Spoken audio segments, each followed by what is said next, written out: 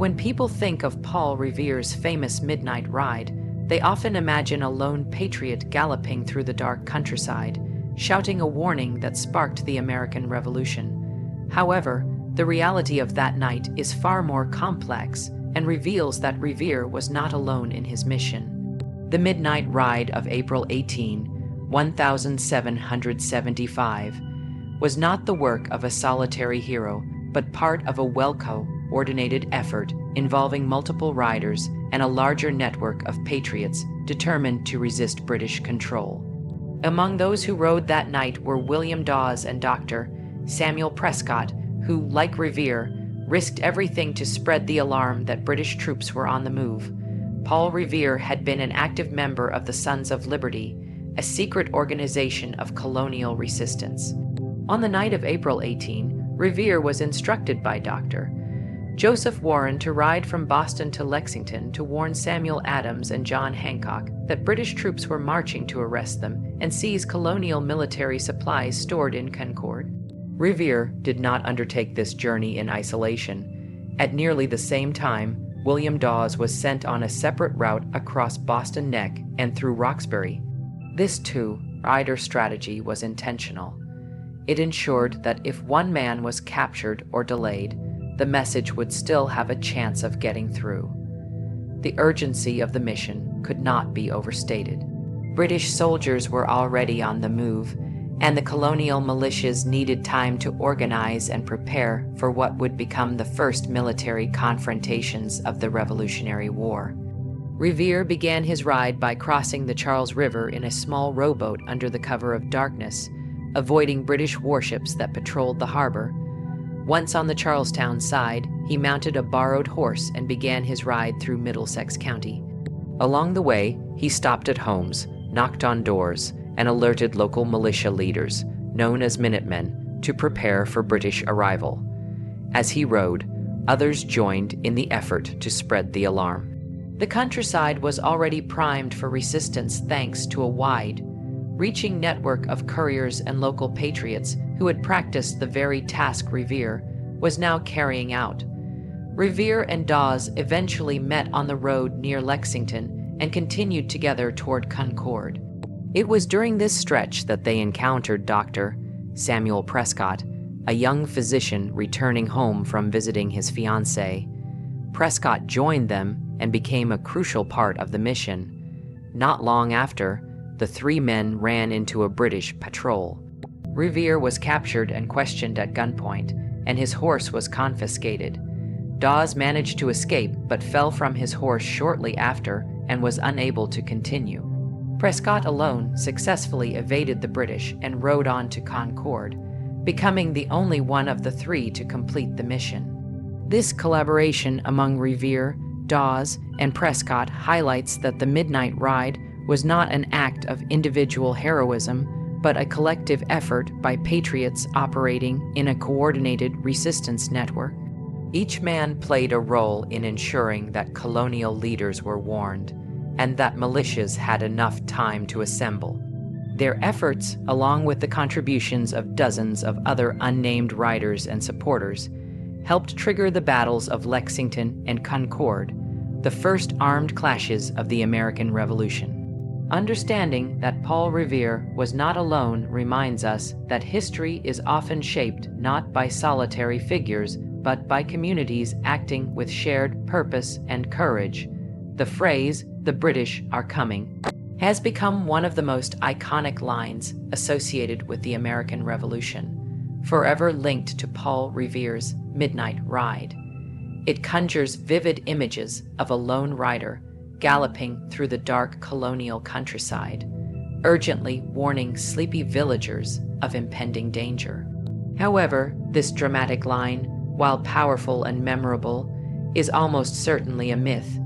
Historical evidence and context make it clear that Paul Revere never shouted this phrase during his ride. In fact, shouting anything loudly through the night would have been dangerous, and the wording itself would not have made much sense at the time to the colonial listeners. To understand why this famous phrase is historically inaccurate, it's essential to consider the context in which Revere was operating. The purpose of his ride was to alert specific individuals, namely Samuel Adams and John Hancock, that they were being targeted for arrest by British forces. The mission required secrecy and discretion. British patrols were already stationed in the countryside, and loud announcements would have risked immediate capture. Moreover, many of the towns and villages along Revere's route contained both patriots and loyalists. Had he openly shouted about British troop movements, he would have risked warning loyalists, who could in turn alert the British military or attempt to stop him. Additionally, the idea of yelling "the British are coming" is anachronistic when viewed from the perspective of the colonists themselves. In 1775, most colonial Americans still considered themselves British. The colonies had not yet declared independence, and loyalty to the crown, at least in name, was widespread. The distinction Revere would have made was not between British and American, but between regulars, meaning British regular army troops, and the local militia. According to contemporary accounts, Revere is believed to have said something closer to "the regulars are out," or "the regulars are coming out." This terminology would have made more sense to colonial listeners who were familiar with local British troop movements and understood who the regulars are referred to. The enduring myth of the famous phrase can largely be attributed to Henry Wadsworth Longfellow's 1861 poem, Paul Revere's Ride. Written on the eve of the Civil War, Longfellow's poem was meant not as a historical record, but as a piece of patriotic literature intended to inspire unity and valor. In the poem, Longfellow presents a solitary Paul Revere as a folk hero, galloping through town after town, warning everyone within earshot that the British were advancing. The poem's vivid imagery and stirring rhythm captured the American imagination, but it blurred the line between fact and fiction. Longfellow never intended his poem to serve as a factual account, but generations of Americans came to accept it as such. This persistent myth is a powerful reminder of how historical memory is shaped not just by facts, but by storytelling. The phrase "the British are coming" may not have been uttered, but it endures because it fits a particular narrative of heroism, urgency, and defiance. While it makes for compelling drama, it obscures the more nuanced and strategic reality of Revere's ride, which was characterized by careful planning, quiet warnings, and collaboration with other riders. Recognizing that the phrase was never actually said allows us to better appreciate the complexities of history and to understand the midnight ride not as a simplistic tale of lone bravery, but as a carefully executed effort by a determined network of patriots. The midnight ride of Paul Revere was not a spontaneous or impulsive act of bravery, but rather the result of a carefully organized network that had been developing for months, if not years. The colonial resistance to British rule did not rely solely on individual heroics. It depended on coordination, communication, and the strategic use of information. In the tense months leading up to April 1775, Patriot leaders had established a system of intelligence gathering and dissemination that allowed them to respond quickly to British troop movements. Revere was a key figure in this network, but he was not acting alone. His ride was part of a broader system designed to alert the countryside and mobilize militias in anticipation of British aggression. At the heart of this network was the Sons of Liberty, an organization composed of politically active colonists who opposed British policies and taxation. Members of the Sons of Liberty, including Paul Revere, Samuel Adams, and Joseph Warren, had long recognized the importance of staying informed about British actions. They set up surveillance of British troops, used informants within loyalist and military circles, and relied on a series of riders and messengers to move information swiftly between towns and colonies. By April 1775, they had developed a system robust enough to respond to sudden threats. One critical component of this communication system was the use of lantern signals from the Old North Church in Boston. On the night of April 18, 1775, Paul Revere had arranged with allies in Charlestown to watch for a signal in the church's steeple. The plan was simple but effective. 1 lantern if British troops were coming by land, 2 if by sea. When Revere learned that the British planned to cross the Charles River, 2 lanterns were hung in the steeple, alerting the Patriots across the river to begin spreading the alarm. This signal was not a backup plan. It was an integral part of a coordinated effort. The display of lanterns ensured that even if Revere were delayed or captured, the message could still be transmitted. Once Revere crossed the river and began his ride, he did more than just warn Samuel Adams and John Hancock.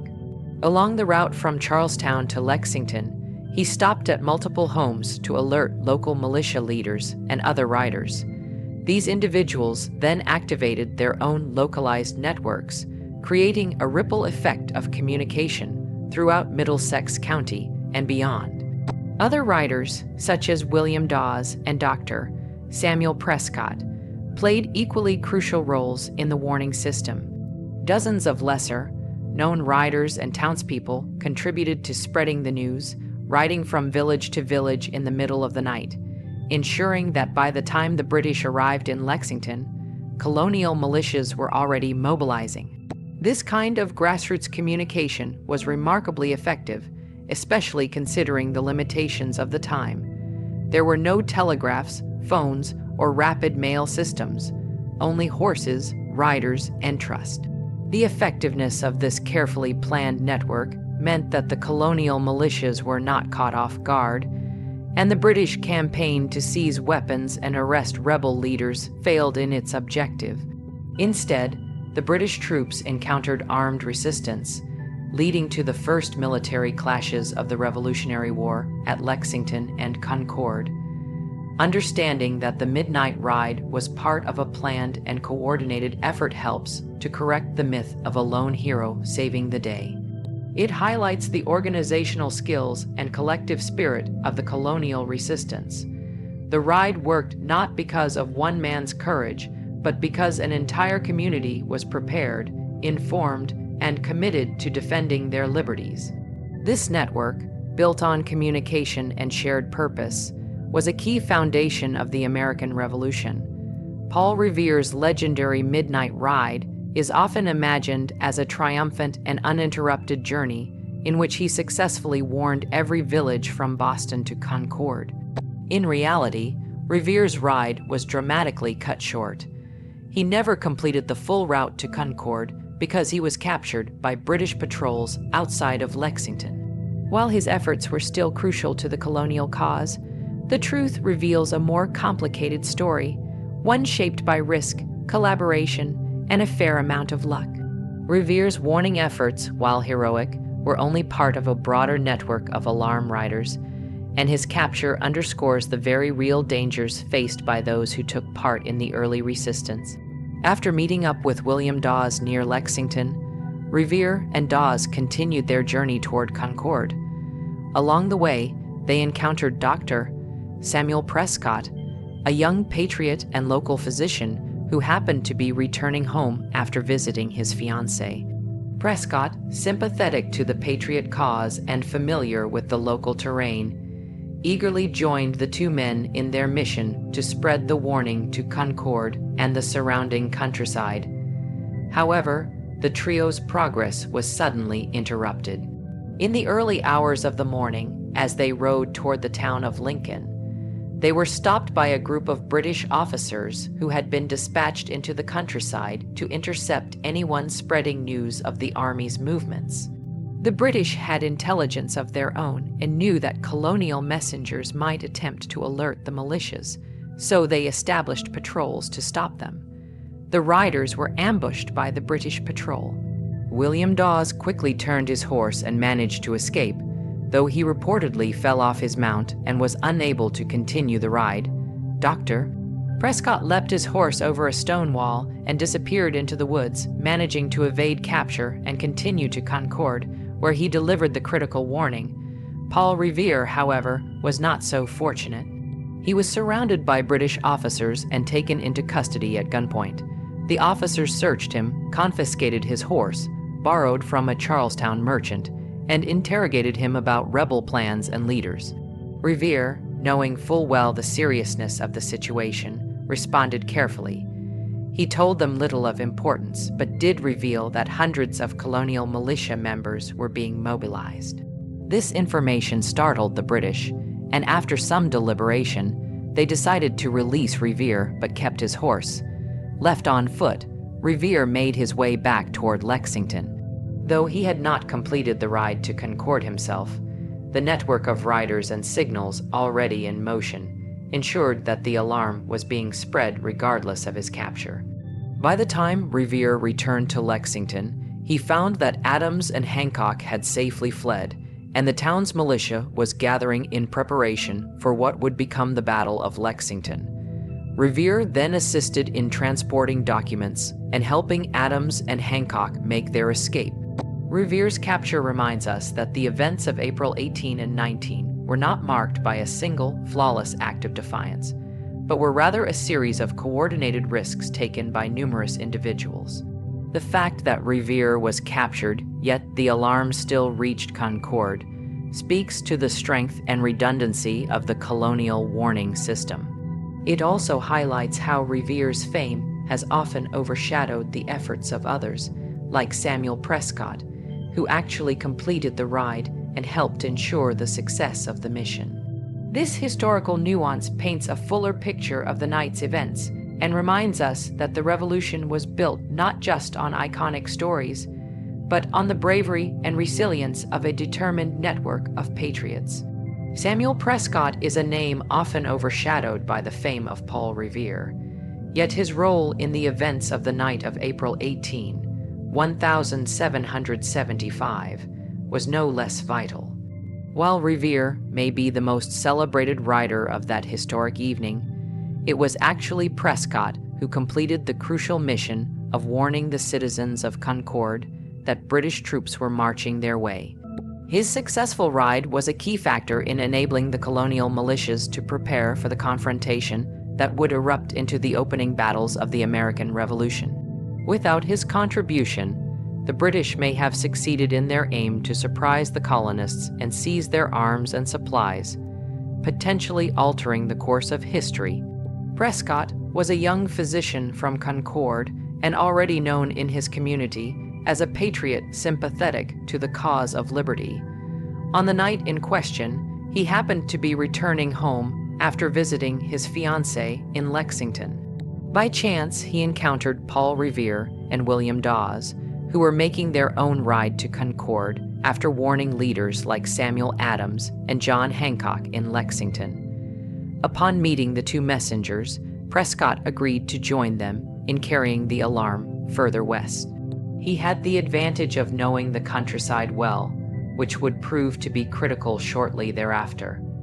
As the three men rode through the dark countryside, they were suddenly confronted by a British patrol sent ahead to intercept any riders spreading news of British troop movements.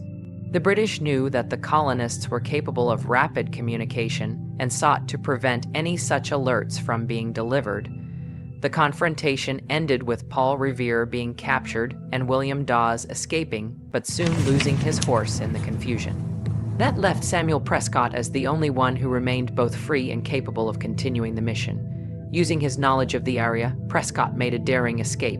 He galloped his horse into a wooded area and leapt over a stone wall, disappearing into the night. The British troops, unfamiliar with the terrain and likely hesitant to pursue too far in the dark, lost him. Prescott did not stop after escaping. He rode swiftly toward Concord, warning every household he passed and waking sleeping townspeople along the way. His message was clear.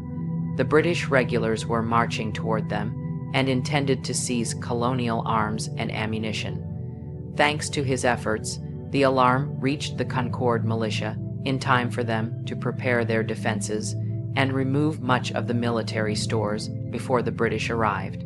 When British troops reached Concord later that day, they encountered not an unprepared town, but a community ready to resist. The courage and determination Prescott displayed in completing the mission exemplify the spirit of the Revolution. While he may not have been part of the original plan, His quick thinking and local knowledge were instrumental in the success of the broader warning network. In the hours that followed, dozens more riders and messengers fanned out across the countryside, mobilizing militias in towns across Massachusetts. Prescott's role was not a fluke, but a vital link in a chain of coordinated resistance. Though he is not as widely remembered as Revere, historical accounts have increasingly recognized Samuel Prescott's contribution to the events of that night. His successful ride ensured that the citizens of Concord were not caught off guard and played a direct role in the colonial resistance that followed. The shots fired at Lexington and Concord would become known as the shot heard round the world. And Prescott's efforts helped make that historic moment possible. His bravery deserves to be remembered as a key part of the American story. The enduring image of Paul Revere galloping through the night, warning sleeping villagers with cries of impending British arrival, owes much of its power not to historical documentation, but to a single piece of literature, Henry Wadsworth Longfellow's 1,161 poem, Paul Revere's Ride. This poem, published nearly a century after the actual events of April 18, 1775, transformed a relatively obscure event involving several riders into a heroic tale centered on one man. Longfellow's work was not meant to be a precise historical account. Rather, it was a piece of patriotic poetry composed at a time when the United States was on the brink of the Civil War. Through his carefully crafted verses, Longfellow sought to inspire a divided nation by invoking a moment of unity and resistance from its revolutionary past. In doing so, he elevated Paul Revere from a minor figure in the American Revolution to a national folk hero. Longfellow's poem was written in a highly romanticized and dramatic style. It opens with the now famous lines, "Listen, my children, and you shall hear slash of the midnight ride of Paul Revere." From the beginning, it casts Revere as the lone messenger of liberty, riding tirelessly through the countryside to rally the colonial militias. The poem makes no mention of William Dawes, Samuel Prescott, or the many other unsung riders and townspeople who played essential roles in spreading the alarm. Nor does it acknowledge that Revere was captured before reaching Concord, or that Prescott was the one who actually completed the ride. These omissions were intentional. Longfellow was not aiming for historical accuracy, but for a symbol, one that could serve as a unifying force in a time of political and social upheaval. The impact of the poem was profound. It was widely read and memorized by generations of American schoolchildren, printed in textbooks and etched into the national consciousness. In doing so, it reshaped the way Americans understood their revolutionary history. Paul Revere became synonymous with patriotic courage and vigilance, his name known even to those who had never studied the Revolution in detail. This mythologized version of events helped foster a sense of shared identity and purpose, especially valuable in a country increasingly fractured over issues like slavery and states' rights in the years leading up to the Civil War. Over time, Longfellow's version of the Midnight Ride came to eclipse the historical record. Museums, historical markers, and educational curricula often focused on Revere alone, reinforcing the narrative that he single-handedly saved the colonies from surprise attack. While historians have since worked to correct the oversimplifications of the poem, the cultural imprint remains strong. The poem also reflects a broader trend in the shaping of American memory, where fact and fiction blur to create enduring national myths. In some ways, the accuracy of the story became less important than the message it conveyed, that ordinary citizens could rise to greatness in moments of crisis, and that one voice could spark the resistance of many. Understanding Longfellow's motivations and the historical context in which he wrote offers insight into how national heroes are constructed. The poet was deeply anti-slavery and a supporter of the Union. By invoking the revolutionary past and portraying Revere as a courageous sentinel of liberty, Longfellow hoped to inspire his contemporaries to defend the Union and the principles it was founded on. Thus, Paul Revere's Midnight Ride became more than a historical event. It became a symbol of American resolve, shaped not just by what happened, but by how a nation chose to remember it. The Midnight Ride of Paul Revere, despite often being simplified or mythologized, played a pivotal role in the early moments of the American Revolution. While it was not a solo act and involved multiple riders and a well-organized communication network, the impact of that ride, and others like it, cannot be overstated. The ability of the colonial resistance to effectively spread news of British troop movements in real time was one of the most significant strategic advantages the Patriots had. It demonstrated that the colonies were not only aware of British intentions, but also ready to act swiftly and collectively in defense of their rights and communities. The events of April 18 and 19, 1775, catalyzed the transformation of resistance into revolution, and the Midnight Ride was the spark that set it in motion. At the heart of the ride's importance was its role in ensuring that the colonial militias were not caught unprepared. When British forces marched out of Boston under General Thomas Gage's orders, their mission was to seize a cache of weapons stored in Concord and to arrest prominent Patriot leaders Samuel Adams and John Hancock. British commanders expected little resistance, assuming that the element of surprise would allow them to achieve their objectives swiftly and with minimal conflict. What they underestimated was the level of intelligence and organization among the colonists. Thanks to an intricate network of informants, observers, and messengers, including Paul Revere, William Dawes, and Samuel Prescott, word of the British advance was already being passed through the countryside by the time troops began their march. Because of the warning delivered during the ride, colonial militia units, known as Minutemen, were able to assemble quickly. Armed citizens gathered in Lexington, Concord, and surrounding towns, ready to face what they saw as an act of military aggression. When British troops encountered resistance at Lexington Green, the standoff escalated into gunfire. Though the precise origins of the shot heard round the world remained debated, its consequences were unmistakable. The fighting at Lexington and later at Concord marked the beginning of open warfare between the colonies and the British Empire. None of this would have occurred as it did without the rapid mobilization made possible by the Midnight Ride. Beyond the tactical advantage, the ride also had immense symbolic power. It proved that the colonists were not passive subjects, but informed citizens ready to defend their liberties. The efficiency with which the alarm spread underscored the seriousness and determination of the resistance movement. Towns miles apart responded almost simultaneously, with militias forming ranks and communities bracing for confrontation. The event demonstrated a unity of purpose that helped solidify colonial opposition to British rule and encouraged wider participation in the revolutionary cause. In the days and weeks following the battles of Lexington and Concord, the colonies began to mobilize for war. News of the confrontation and of the Midnight Ride that preceded it spread quickly, galvanizing support for the resistance. The image of brave riders traversing darkened roads to warn their fellow countrymen became a rallying point. It reinforced the idea that ordinary people, acting swiftly and courageously, could stand up to imperial power.